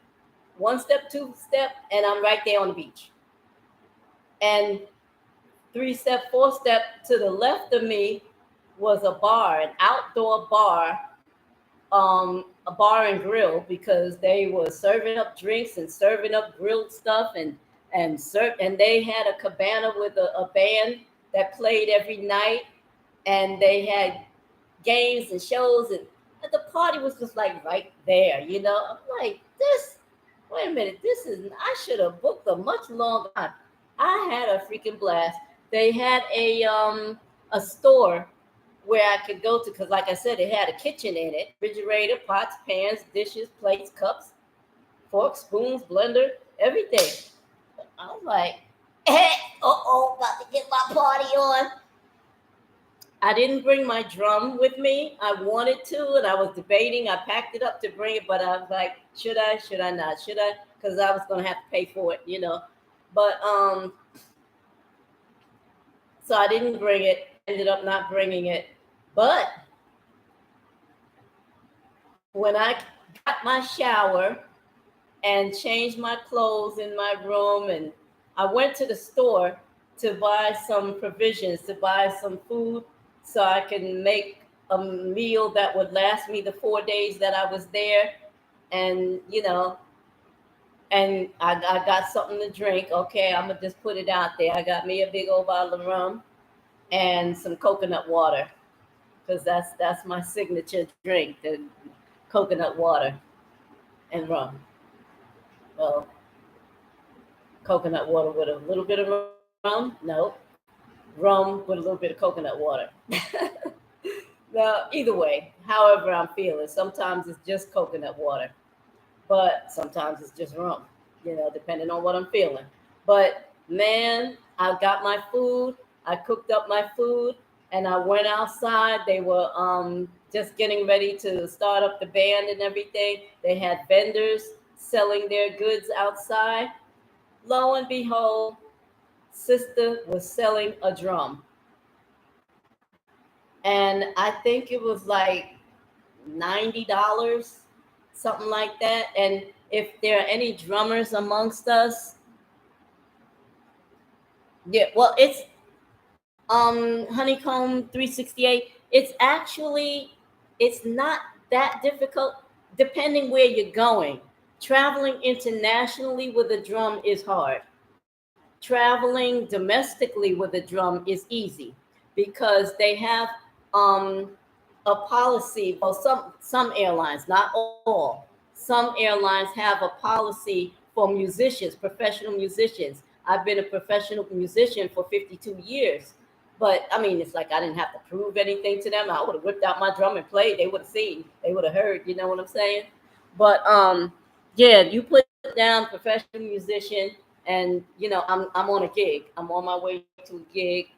Such and such. The drum normally, or violin, or whatever it is, it normally travels for free. I'm also disabled. I walk with a walker. I'm not going to turn this around for you to show you the walker. I injured my spine in three places in a bus accident in 2001, and so I walk with a walker. So the walker flies for free, and so does the drum domestically. But internationally, I didn't want to take any chances, because push come to shove, they're gonna tell you that drum ain't flying nowhere. It's going in the trash. Oh hell no! Oh no no no no! Just keep my drum safe. I kept it home, but I found. Oh, thank you, Synovia. That you sorry it happened. I think you're talking about the accident. Yeah, I was sorry too, but actually it was because I had signed up. I was in the military, in the reserves, and I signed up. My unit was being deployed to Afghanistan, and I signed up to go to Afghanistan. And my ancestors said, "Heifer, sit your hips down and mind your business. This is not your fight. You ain't gonna sit down. You hard headed. Bam! I'ma knock you down." And that took me out. They kicked me out the military on an honorable discharge, medical discharge, but they were like, "You're no use to us anymore." Fine, I ain't like y'all know how. So, oh, Honeycomb 368. I also have a singing bowl. Yes, indeed. She said, Shinobi said, sip your water and mind your African business. Yes, ma'am. yeah, so so I got there. I bought the drum from her, and I sat on my patio and drank my rum and ate my food and played my drum. I had a blast. And the next night, the next day, was it the next? Yeah, it was the next. Well, I think it was the next day or the day after that, something like that. I did a special ceremony for me and my Ori on the beach, and it was really beautiful. And after the ceremony, because I also serve Nami Wata, I serve Mawu Sekolisa, and I serve Nana Buruku, and they all kind of favor the beach, you know. So those are deities, Yoruba slash Dahomian deities, female deities. Wata is actually Ghanaian deity. Mawusbo Lisa is a Dahomian deity, and Nana Buruku is a Yoruba deity, but they all kind of intermingle a little bit, because different people serve them as well. Afghanistan is very dangerous. Yeah, it would have been dangerous for me, Sister Queen Zenobia. It would have been very dangerous. And I was supposed to be minding my African business, but I never learned that slogan until now. So my ancestors know how hard headed I can be sometimes, and they slam my behind down hard on the concrete. No, I was on the bus when I was in the accident. The bus didn't hit me. I was actually on the bus. I just paid my fare. The bus stopped short, bam, just like that. And I flew backwards. I was on my way to get ready to sit down in the only seat that was available. Before I can reach to hold on to a pole, the bus stopped short, and I flew backwards, hit my head and neck on the fare box on the way to the floor, and injured my spine in three places. I couldn't walk for a long time. I couldn't move my legs. Doctors told me I was never going to walk again. I was like, the devil's a liar, you know. Oh, I had this doctor looking like Brad Pitt changing my diaper and stuff. I'm like, excuse me, Doogie Howser, but no, you back up off of me. I'm gonna get up out this bed. I'm gonna walk to that bathroom and sit on that bowl right there. And then I'm gonna get in the shower and walk it out this mofo. Okay? Nobody's changing my diapers anymore. I'm not putting on no more diaper. I'm walking up out of here. And yes, it was painful, But you know what? One thing I learned in my first martial arts class, push past the pain. I want you sisters, say it with me, girls. Push past the pain. The pain is an illusion to stop you from achieving your goals. Push past the pain. And I did it. I mean, that my first step after being in the bed for 3 weeks, bedridden, first thing I felt was needles going up into my feet, up through my legs, through my body, through my torso, through my chest, all the way through the top of my head. That pain, that's where the pain went. And I was like, push past the pain. Push past the pain. Push past the pain. I pushed past that pain. Never mind the pain. Don't mind the pain. Your goal is greater than the pain that's trying to stop you from achieving it. That's that Mino spirit again. But anyway, I digress. Yeah, I took off my ceremonial outfit, where it took me a shower and everything, and came back out onto the beach with my ceremonial swimsuit. Yeah, I bought a special swimsuit just for that, And at Divi Little Bay Resort, you have to rent the beach lounges or the umbrellas or the tables. They're just out there. You just take one. Yes, you have to listen to your inner spirit, Sister Zenobia. Yes, you do. What do those doctors know? Exactly, Honeycomb 368. They don't know nothing. That's why they study. They study, but African spiritualists know. They know. You know what I'm saying? So yeah. Anyway, yeah, I got me a big old cup of rum and coconut water, and I had my little iPod. There's a little iPod. I had queued up some music on there, some special music, and I lay back on the beach lounge, and I just started to think. And it wasn't supposed to be about nothing, but suddenly everything that I ever suffered through in my whole entire life ran right across my head like a stampede on Black Friday, you know, Thanksgiving evening, or Black Friday at Best Buy, And I mean, those thoughts, all the pain, all the sadness, everything that I had been through ran through my mind, and I just lay there and I started to pray and give thanks to the Almighty Most High Great Spirit that dwell within me, who go by many names, for bringing me through it all. And I prayed until I cried, and I cried until my eyes bled, and I prayed and cried until I trembled and shivered, and then next thing I knew, I was screaming a primal scream on the beach, and nobody came to me. These people were drunk, okay? They was at the bar, was like right there, but they were like, how dry we is. Oh, everybody knows how dry we is. They were, and the band was playing, the music was loud, and I was like, ah! I mean, I went in, okay? I went in.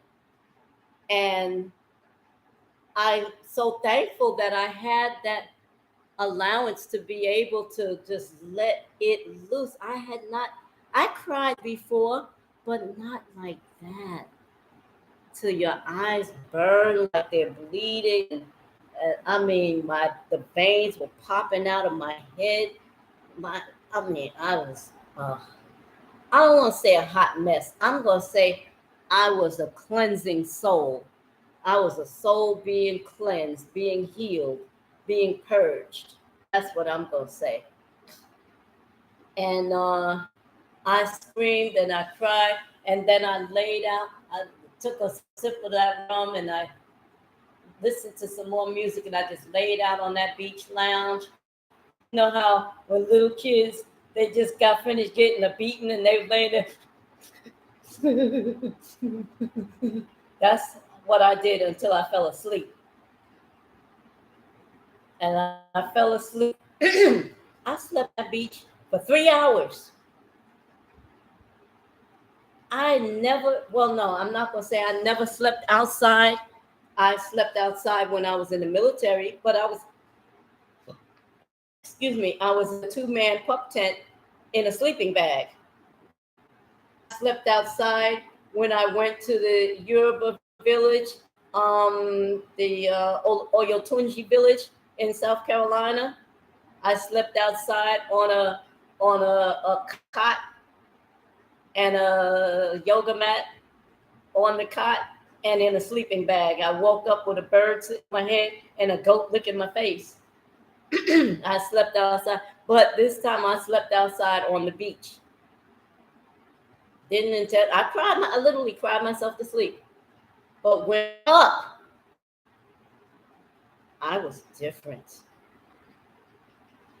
Sister Queens, let me tell you, they put me to sleep and did some surgery on me.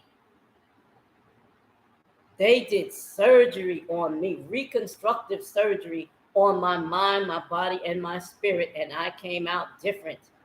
I woke up and I was like, oh my God, I can't wait to get home.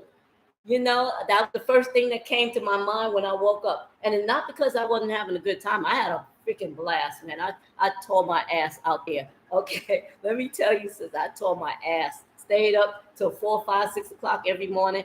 You know, I partied.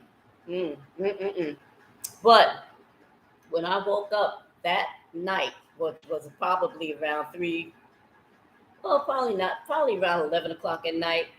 I might have fell asleep at 8 o'clock in the evening, probably woke up about 11 o'clock. I was like, I can't wait to get home. I got so many ideas were running through my head. They downloaded stuff, they implanted stuff. When I say they, I'm talking about my ancestral spirits. I'm talking about the Almighty Most High Great Spirit, creator of the omniverse and all that's in it. And they implanted stuff in me, and I ain't talking about no freaking implants. I'm talking about the real deal, the way we're supposed to receive our education and our training. This is the way we're supposed to receive. We ain't supposed to be going to these other people's colleges and schools to be trained to be better slaves. Hell no. Hell no. You know, I used to feel ashamed because I didn't finish college or whatever. I'm glad I didn't. I am real glad I didn't. Because then who would I be? You know? So I enjoyed the rest of my stay there. And on the plane, I started writing a play on the plane going home because I was that excited. I couldn't even wait to get home. I started writing my play. And the name of the play is So What Did You Learn? and you say it that way. You got to hold your face like that. You got to hold your eyes like that. So what did you learn? You know, you can't say it any other kind of way. And the play had nothing to do with what I had just experienced. It was an experience that I had prior to that.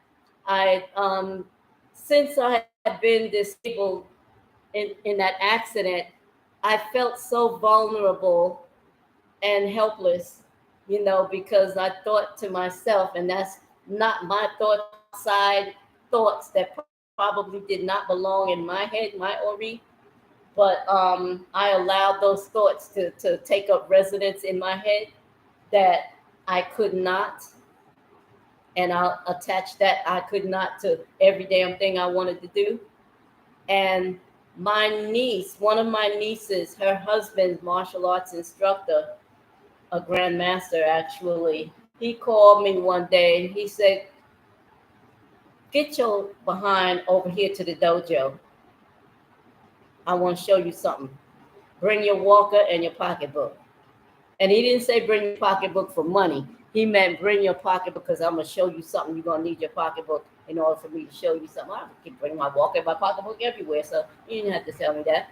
But I went and and bring your gi. So wear your gi. Bring your gi. So I brought my gi. I don't have a traditional gi. I have a gi that I made. I sew. I hand sew. So anyway, but it consists of a cowrie shell brassiere, not a brassiere, a cowrie shell bustier, and the cowrie shell belt, a thick, wide, really this thick, wide. Um, I forgot what the men wear with their tuxedos around their waist, but it was something like that, but made out of cowrie shells. And black daba pants. The daba pants are the pants that the crotch comes down low past your knees, and that was my gi. And brother man was like, "That's not a gi. It's my gi. You got a problem with it? Okay." So, um, I wore that, and he said, "Come up here on the mats. I want to show you something. Bring your walker onto the mat." I said, "My walker wheels are dirty. Bring it on the mat." And he showed me a move in how to destroy someone in less than 2 minutes. And let me see, Honeycomb 368A, thoughts can be like children. If you don't guide them, they'll run amok. Yes, yes, they take up residence, run all over this place, spread peanut butter and jelly everywhere, shit and piss everywhere. Yeah, they'll do that, you know. You're a strong African queen. Oh, thank you, Honeycomb 368. Thank you. I'm a reflection of you, my queen. You have to listen to your inner spirit. Yes, Zenobia. Yes, my sister. Um, yeah, so I had where was I? Let me see. Yeah, I got on the mat, standing there, with the walker and my pocketbook. He said, make sure you bring your pocketbook on the mat. And he showed me on another uki. Uki, it means training partner. Let's just put it that way. Let's just give it a nice term, a training partner, Uki. So he said, Uki, come here, and he's like, grab my purse. And Uki grabbed the sensei's purse. Well, he didn't have a purse. He was just pretending to have a purse. Next thing I know, Uki was flying across the room. I'm like, you just got laid out, Uki. You just got laid. You got laid the F out. Okay, what the hell? What? How? Whoo, that was fast. And I'm like, so you gonna teach me how to do that, huh? He said, yep, you're gonna learn how to do that, and you're gonna learn it in less than 5 minutes. I'm like, yeah, right, whatever. Okay, I trust you. I believe it. If you believe it, I believe it. So he showed me a move, and easy peasy lemon squeezy. Blam! Snap, bash, boom. Fight over. I've never been the kind of fighter to want to be squaring off. You squaring off, square. Yeah, I'm gonna hit you. I'm gonna hit pow. You don't square off with people. You don't even let them know what your arsenal is until bam, it's done. It's done. You done. You know. So this move, I learned. The Uki tried to grab my purse and my walker, and I grabbed Uki and broke him up in 1,000 pieces and threw him down, stomped him a mud hole in his grapes, and snapped his neck and bashed his head on the concrete. Snatched some of his hair out of his head and put it in my purse. No, I didn't do that, but that's in the play. I was like, Uki did not. So that play. So what did you learn? Young dude, the elderly woman walking with her walker in the park, minding her African business. is approached by a young Uki who decided he wants her purse. So he grabs her purse. No, he steps to her and give me a purse, blah blah blah. And she's like, "Come and take it." He goes to slap her. She grabs his arm and literally beats him with it, so to speak. Well, I'm not going to divulge it, but if you want to learn, I will teach you. I was like, well, I don't want to imitate no songs, but I can teach you, but I have to charge. You know that song. But anyway, yeah, I definitely learned it within less than 5 minutes. Next thing you know, I was like, okay, come here, grab my purse. You know. Then after the event was over and we were going outside, getting into people's cars and getting ready to go and have a meal somewhere at a restaurant, I'm standing out there like dingly dingly dingly, like dangling my purse like this here. Dingly dingly ding. Anybody want to grab my purse today? Purse, free purse. Come grab my purse. Come on, you ain't scared. You ain't scared to grab my old lady purse. Come grab my purse. Come here. Hey, you. Yeah, you. Come here. Grab my purse. My children, my nieces and nephews, like, Auntie, behave. There's no mats out here in the parking lot. This is concrete. You cannot body slam nobody here and bang their head on the concrete like you will go to jail for murder. Don't be enticing people to grab you. Okay, get in the car. Get your old butt in the car. You know, so I was misbehaving like crazy, man. And so I wrote a play based on that. So what did you learn? And man, the play is fierce. The first 5 minutes of this one act play, the Uki, I'm not gonna call him a Uki anymore. The young man that tried to rob the elderly lady, he died within the first 5 minutes, maybe the first 3 minutes, 3, 4, 5 minutes, something like that. And so the rest of the play is about the journey that he takes as an Iku and how he seeks forgiveness from the underworld. And that's where I'm going to leave it at that. So, what y'all think about that?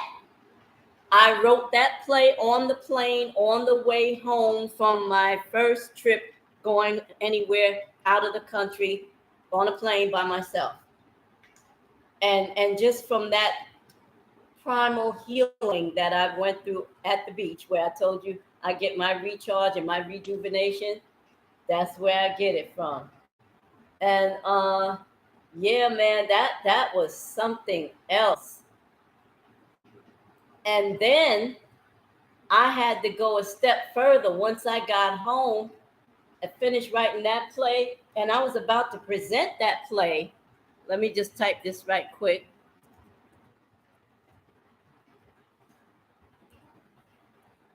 I was about to present that play. I got all my props. I found some actors, actresses, and dancers, and I was about to present the play, and then COVID hit, and I thought it was just going to be a passing fancy, but COVID got ugly. It showed its whole ass. So I said, you know what? I need to get the heck up out of here before things get real stupid and I can't get out of here. So I went on and started making my plan to repatriate from the U.S., the divisive states, I could call it the DS, the divisive states, to Ghana. And I never got a chance to present the play. I was even going to try to, because when they had the protocol, safety protocols, social distancing and everything, I was going to try to do the play online, virtually, like through Zoom or something like that. But I was like, you know what, forget it. I need to focus on getting the heck up out of here before I get locked down and locked in. So anyway, I never got to present it, but I will at some point. Oh, when I was telling a sister about this play, she said, oh, I said, well, I went a little bit further with the play because now, okay, the elderly lady, she broke the dude up and he tried to grab her purse. She broke him up, snapped his neck, banged his head, whatever, and stomped his grapes or whatever, and snatched his hair from his head, put it in her purse, and took a handkerchief.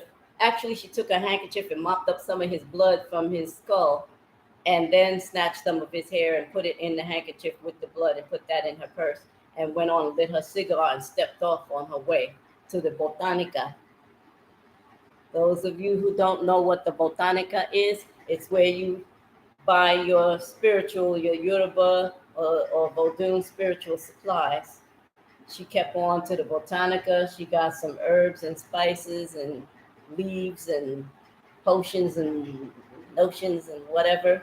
And she went home to her pot. Those of you who know anything about the Yoruba, you know about their pot. Zenobia says, wow, I felt like I was in the story. Bravo. Thoughts can be like children. Well, yeah, I read that already. Like children, if you don't guide them, they'll run them up. Yeah. So in the play, the old lady, she went home to her pot. She mixed up her potions in her pot. She put the hair and the blood in there, and she called upon a deity, the Baroness. I gave the deity a name, a fictitious name, because I didn't want to use any real names of real deities in a play, calling up no real deities, So I created a fictitious deity. And so she's calling on the deity and asking the deity to basically curse that young man's spirit now that he's deceased, torture him for the eternity of his death. And but as it turns out, his mother was a priest, so his mother called for his forgiveness and da da da da da da. But anyway, moving right along to the next part of the play, or the next play, because that was, well, not the end of the play, that was like the middle of the play. But moving on to the next play, somebody's walking in the park, they find a dead, broken up body in the park, and a cigar butt next to it. So they call 911, it's like there's a dead body in the park. The EMS and the detectives and the coroners come out, and the police and everybody's out there. And the detectives, they looking for clues, and well, who did this? They find a cigar. The DNA of the old lady is on the cigar that she was smoking before he attacked her, because she lit another cigar and she was on her way to the Botanica. And so, because she must have dropped that first cigar in the I ain't gonna say struggle, I would say in the battle.